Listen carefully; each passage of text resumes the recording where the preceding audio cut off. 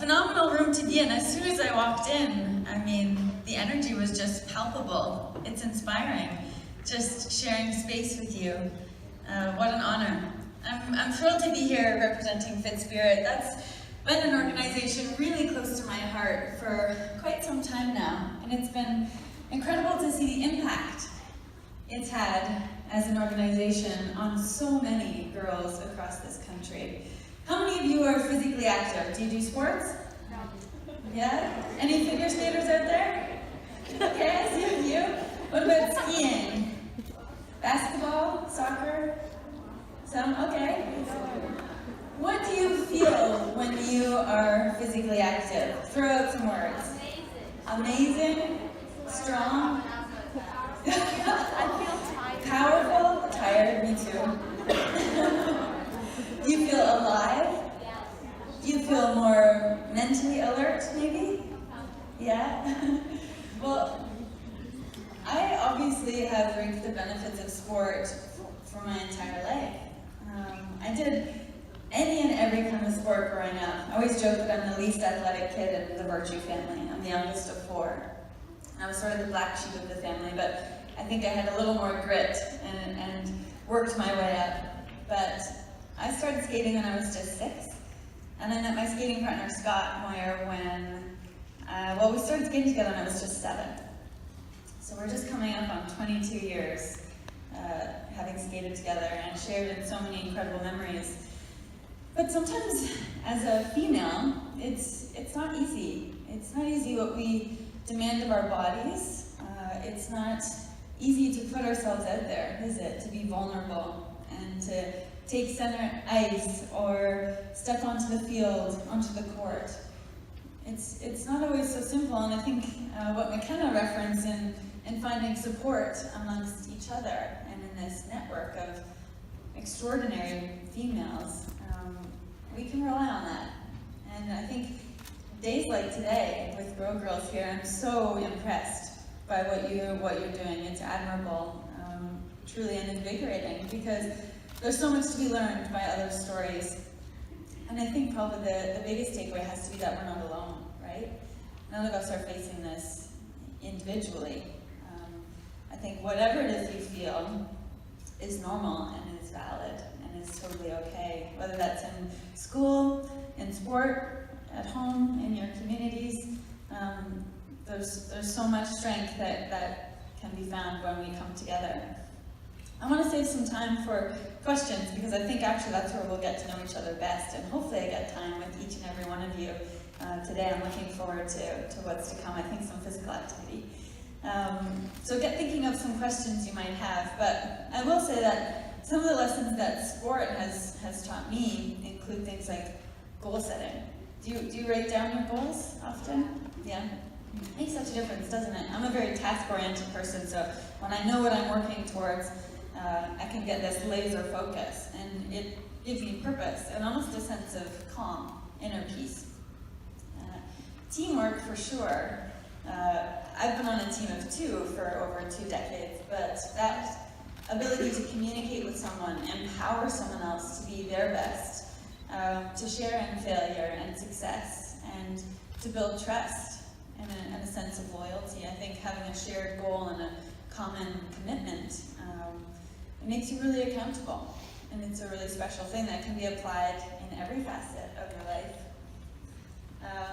Overcoming adversity and obstacles. I mean, I'm sure a lot of you can relate.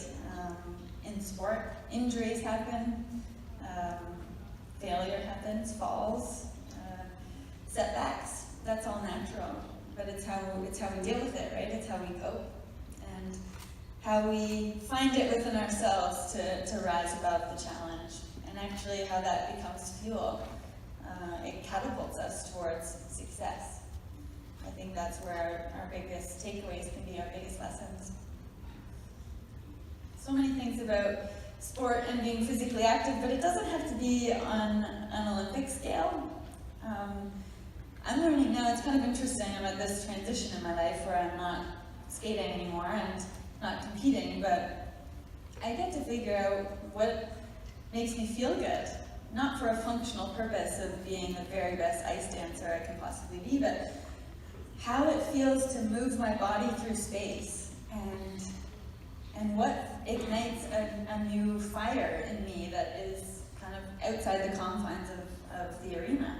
And that's really liberating. That means, like you, I'm going to try a lot of new things, and I'm going to step outside my comfort zone and push myself. But one thing I do know is mentally, there's such clarity when I'm physically active, and it makes such a difference in every other part of my day, every other part of my life.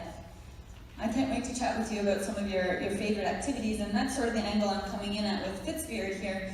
But, you know, we mentioned that network of support. I think that's possibly the most empowering thing, finding that sense of self-worth and self-confidence.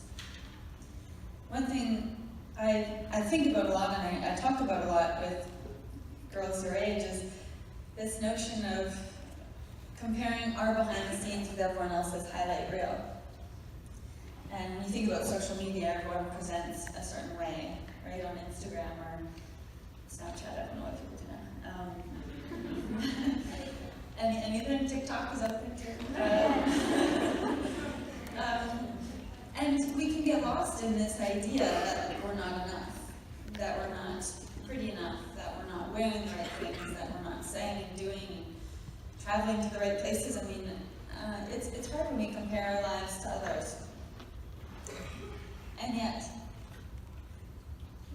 I think acknowledging that that's not always authentic, that's not always real, and that it's okay to be different.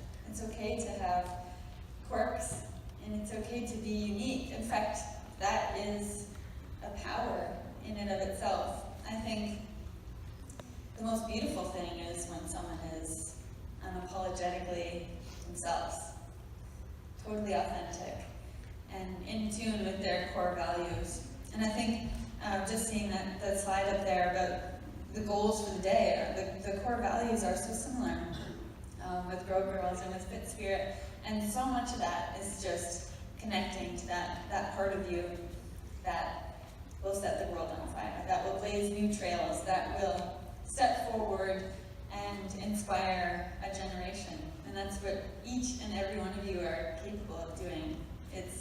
It's beautiful to stand here and look out at the possibility, the potential, and the capability each and every one of you has to shape a new narrative, to change the culture that so desperately needs it. And we'll be relying on you because you have it in you. You have the power. So, I don't know what my time is like now, but I would love to have some question and answer time. If you guys have any questions, please fire away about anything and everything under the sun. Let's chat. I don't know if you and Mike. Yeah, go ahead. So I'm wondering if you and Scott Moore are actually going to be at any or like Olympic events previously, like in the summer or something for the winter. Okay, that's a good question. She was asking if, what's your name? Sarah. Sarah. I'm actually from London, Ontario. Oh, nice. Represent London. Okay. Sarah was just asking if Scott and I will be attending the Olympics either summer or winter, I guess. It will be in a very different capacity now, perhaps on the broadcasting side. We're not totally sure. We've always talked about wanting to get to a Summer Games, and coming up in Tokyo 2020, it will be formidable games. We spend a lot of time in Japan. Skating is so popular there, and we were there just last summer, and they're so well organized, so well prepared. I can't wait. I'm such an Olympic junkie. How many of you will be tuning in to watch the 2020 games? Yeah, more hands, I think. Yeah, there we go. Next question? Yeah, go ahead. What keeps you motivated to stay active for so many years? Great question. What's your name? Emily. Emily was asking what keeps me motivated to stay physically active after this long. Good question. It's tough, you know. It was my job for such a long time, and even still I found it difficult a lot of mornings waking up.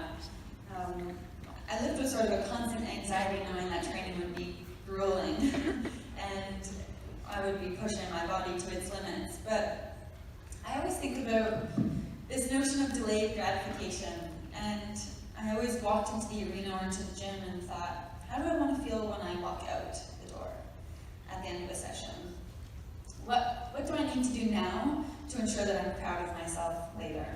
And that always meant doing that extra rep, putting in the extra time, doing a longer cool down. It always meant going the extra mile, but I felt so much better. There was such a different sense of fulfillment and gratification having done that, right? And I don't know about you guys, those were always my best training sessions, when I didn't want to do it, and then I pushed myself, and there's just this sense of pride that comes along with knowing, you can do anything. I used to think, if I can push through a skating routine when I feel like this, I know I can do it.